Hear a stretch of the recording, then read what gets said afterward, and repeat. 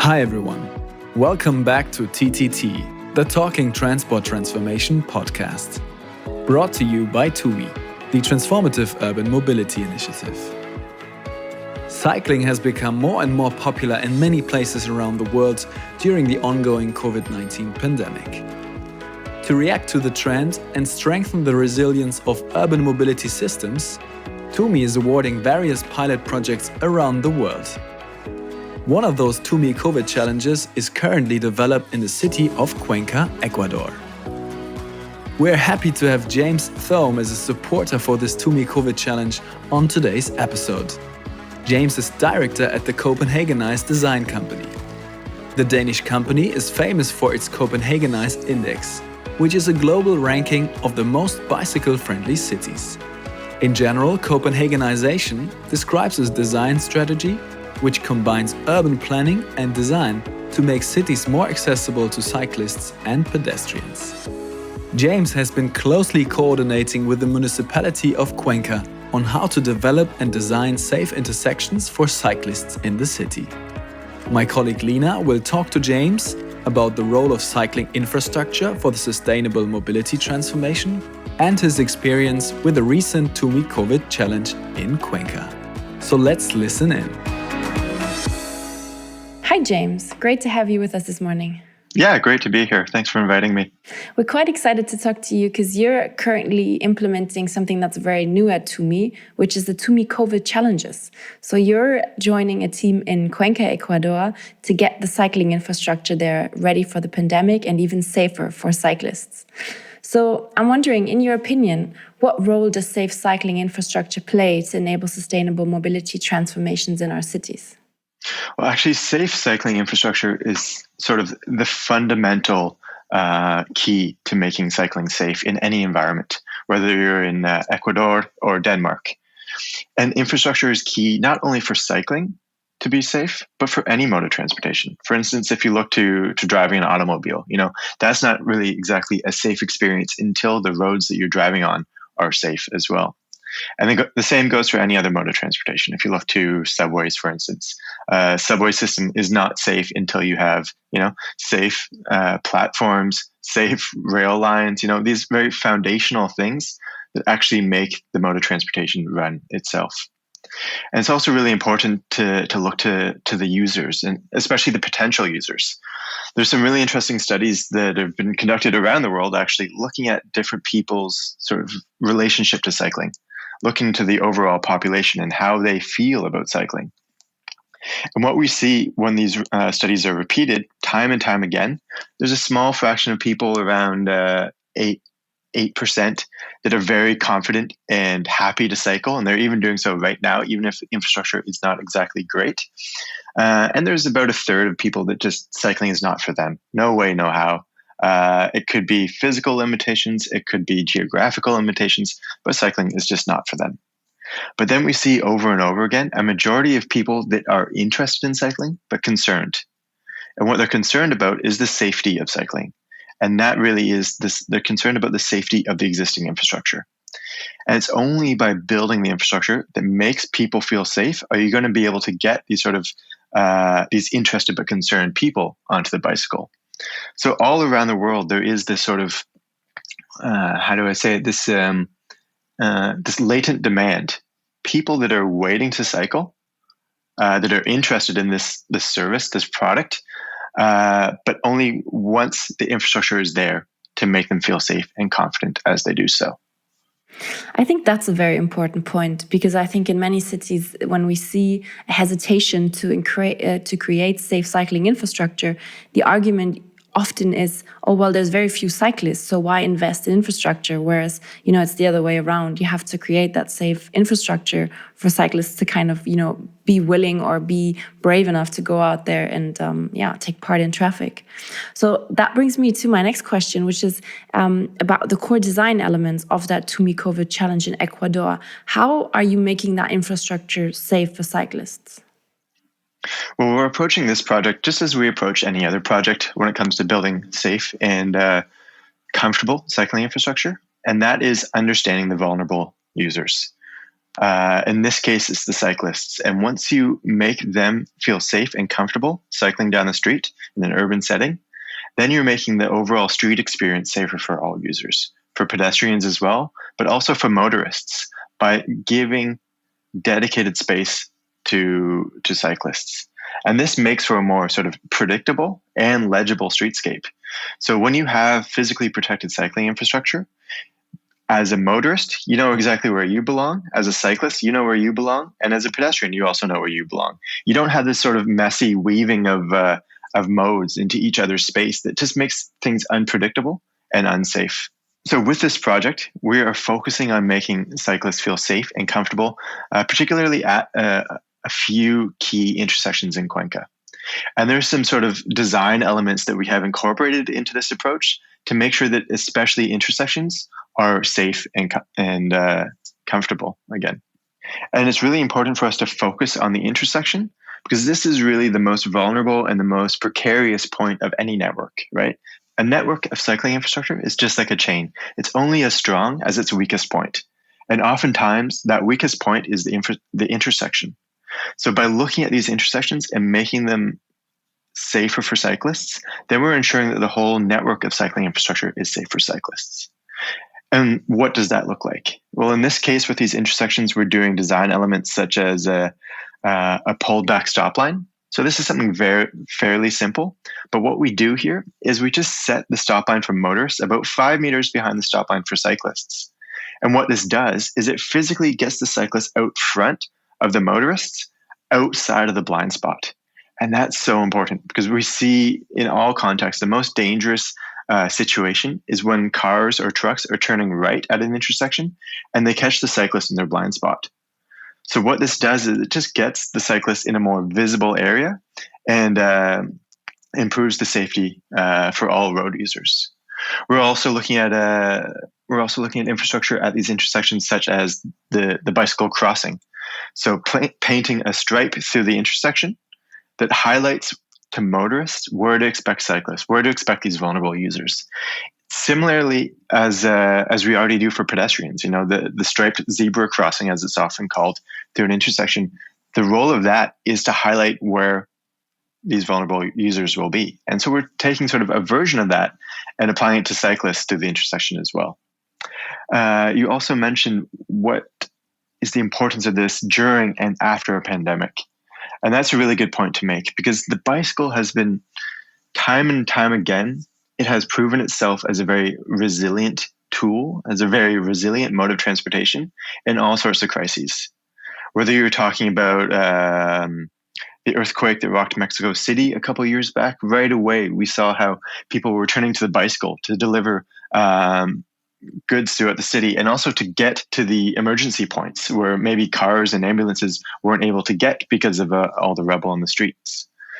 Other crises such as a larger scale public transportation strike, however you want to see that, we see again the bicycle step up as a very resilient and ready for action tool. We've seen that last year in Paris and France in general, when there's been public transportation strikes that have made that have made a large portion of transportation options, buses, trains, trams, less available. And all of a sudden you saw Parisians turning to the bicycle like they haven't done for decades. And again, the bicycle has, in that case, has proven itself as a practical mode of transportation. And now with Corona, with the COVID crisis and the pandemic, we are seeing once again the bicycle as a tool that's ready to serve cities. People that are trying to avoid public transportation, unfortunately, are seeing the bicycle as a perfect solution to get to where they need to go in a timely manner. And as we have more people cycling during these times, during these crises, we need to make sure that they are safe when doing so, more so than ever. And that really comes down to, repeat myself again, to making safe cycling infrastructure. And that solves the immediate challenge that we're facing right now with more people cycling due to COVID-19. But at the same time, it sets up a framework to ensure that cycling is an everyday choice for mobility into the future. Because cycling is not only about dealing with the current crisis we have on hand. It's about making more healthy cities. It's about making more sustainable cities, and that's something that is timeless. And as you're implementing this project, have you experienced any obstacles or any troubles, or is it really a smooth process that you're doing? Well, this particular project that we've been working on in Cuenca is, we've only been doing it for a couple of weeks now. So there haven't been so many large obstacles in terms of the process so far. We've been working with a really great team, both at GIZ and as well at the municipality in Cuenca. And we've had some really fruitful and constructive conversations on both ends. And yeah, I wouldn't really say... I wouldn't say there have been any serious obstacles, but our approach to workshops and capacity building with our clients and our partners is to sort of take a pedagogical approach, really explaining the infrastructure and explaining the solutions in a open and easy to understand way. And that has really helped move the project along and sort of help get people on board within the project team. But beyond the project team itself, there have been some obstacles that we've faced when looking to the context we're working in. For instance, the street widths has been something that has been sort of a sticking point, but that's not something that can't be addressed. In some cases, the streets that we have been looking at have been quite narrow, and it's difficult to imagine how you can squeeze in cycling infrastructure into the pre-existing right-of-way. And to sort of tackle that, or to address that, one of the most important things, or the key thing to do, is to question the status quo. We need to step back and understand why cars have been sort of given us so much space in our city streets. And when we look at some of these corridors, we see that there's 4 lanes of traffic, 2 in each directions, sometimes as wide as 4 meters in each direction. So we can look to narrowing lanes, which also makes motorists behave safer. When they have a narrower lane, they have to really pay attention. They can't be sort of driving, checking their phone. They really have to pay attention as they go down these narrower lanes. And in doing so, we're able to free up space for cyclists. Finding 1.7 to 2.2 meters on either side of the corridor, where we can then put in protected bicycle lanes. You've mentioned that you're only a couple of weeks in the project, but just now you've raised a really important point in terms of changing mindsets and kind of refocusing our attention on different types of vehicles on the road. So are you expecting that there will also be, support or maybe even some resistance from within the local public? And if so, how do you intend to address that? Yeah, well, of course, in this project so far, we have received a lot of constructive conversations with the project team and some support as well. And it's been a pleasure working with the team in Cuenca and working with GIZ on this project. But in our line of work, pushback is normal. Getting when it comes to sort of redistributing how we share space in the city, of course, there's going to be some pushback. There's going to be some tough conversations, especially when it comes to people actually feeling like they're losing space, and that is normal. That's to be predicted. But to face these arguments and to be prepared for these arguments, we always talk about the numbers, the data, because in many cases the numbers don't lie. Moving the bicycle is a very efficient way of moving people through the city. For instance, if you look at a bicycle lane of 2.2 meters wide, a very standard width that is comfortable for, people to cycle safely and also for people to pass one another at a comfortable pace and not feel sort of squeezed or not feel uncomfortable. So at this width, you can actually move upwards of 6,000 people per hour. That's an incredible number. That's almost double what a standard 3.5 meter wide car lane can move. So it's really efficient in terms of moving people. But then we can also look at the public health numbers. If you have a portion of the population that is regularly getting physical activity by cycling to work, then you have a healthier workforce. Then you have people that are taking less sick days. Then you have children that are more focused at school. So again, you have a more productive workforce and a more productive population in that sense. You can also look at the costs of the infrastructure. Comparing the cost of a cycle lane compared to the cost of any other mode of transportation, whether you're talking about automobiles, bus lanes, or trams, it's incredibly affordable. So there's very few reasons not to actually invest in cycling once you start looking at the numbers and once you have these arguments ready. From a professional perspective, as a planner, as a policymaker, it's also important to come with these numbers ready, right? Looking at statistics from Copenhagen or Toronto may not go so far when you're looking in Cuenca, right? People want local relevant data. So what's really important, so what we've learned is it's also really important, when you start these endeavors to get a strong data collection program right from the beginning. So that when the sort of public discourse changes or when the public discourse challenges these sorts of projects, challenges cycling infrastructure, you're ready to say, well, actually, on this project in Cuenca, we are able to move X number of cyclists per hour, and this is actually something worth investing in. Or you're able to say, well, actually, we built this infrastructure in Cuenca, and it only cost so much compared to other modes of transportation. Or if you can say, you mentioned earlier that a common criticism is like, yeah, well, nobody cycles here. If you can say, well, we built this this bicycle lane along this corridor here, and now all of a sudden cycling has gone up X number percent. You're starting to build up the sort of arsenal of talking points, arsenal of data that can directly address the criticism that may come. So you've highlighted the importance now of local data to realize these types of solutions in each individual context. But I'm wondering, and I think I'd like to use my last question for you today on that question. Do you also see value, and if so, which, in international discussions on sustainable mobility in terms of, developing solutions together and coming up with new ways of how to really make our cities more sustainable? Do you see value in that as well? Yeah, of course. I mean, it's in our name, Copenhagenize. This is really something that we believe in. And I should say that our name, Copenhagenize, we're not trying to make every city into Copenhagen.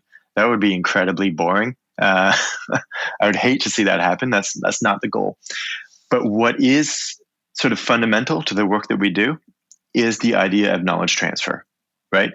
Looking to other proven models around the world and adapting to local contexts.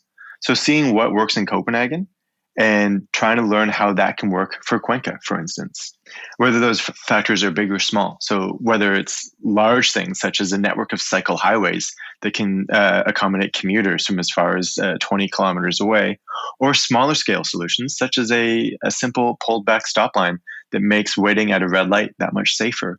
There are sort of transferable elements that can work in many different contexts. And this again is nothing particular to cycling. Knowledge transfer in terms of policy is the norm. Looking at how different jurisdictions have been successful and learning from that has something that's been happening for centuries.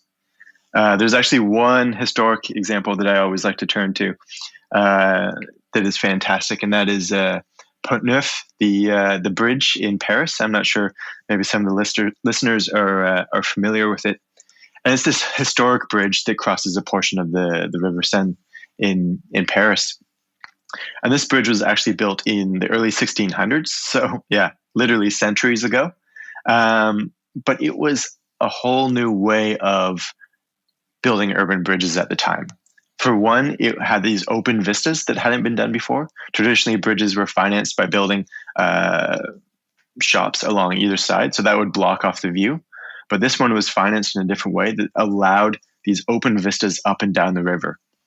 At the same time, we have these sort of social spaces that were built into the bridge, these sort of little bays along the edge that pedestrians, people could gather, they could gossip, they could flirt, they could chat with their fellow citizens, which was also something new to, design these very welcoming and attractive little public spaces was also new to Pont Neuf. the key thing that stands out to Putna for me was that there was a newfound way of separating modes of transportation. So there was actually a grade separation between the pedestrians and the horses and carts.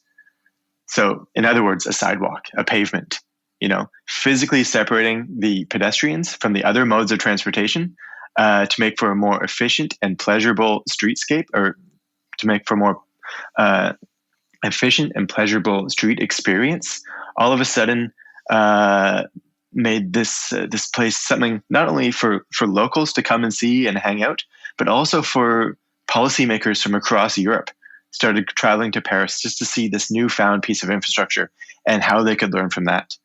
And this actually, you saw knock-on effects of this actually leading to the Westminster Pavement Act in the UK decades later.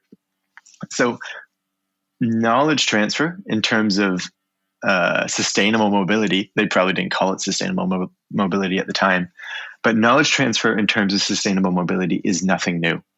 And to get back to my earlier point, looking to proven models for urban solutions and sort of adapting to local contexts is key to finding the right solution. James, thank you so much. You've taken us on a trip from Europe to Ecuador and back again. It's been great fun talking to you, and I look forward to catching up with you again once the TUMI COVID challenge in Cuenca, Ecuador is implemented, and you have some more insights for us on how to make intersections safer for cycling. Thanks a lot, James. Yeah, thank you for your time, Lena. Thank you, James and Lena, for giving us an inside look at this great example of the hands-on changes you are promoting in Cuenca.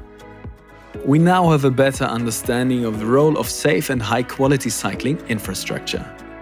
I am really curious about the new bike lanes in the city and can't wait to have a safe ride on them. We hope you all enjoyed today's episode. This actually was the last episode of TTT for this year. We really enjoyed sharing our stories with you. But, of course, we will continue next year, and again, we will be talking about sustainable mobility development all around the globe. We hope to see you again with lots of new, interesting experts in 2021. So stay healthy, enjoy the holidays, and have a good start into the new year. As always, thanks for tuning in, and hear you next time.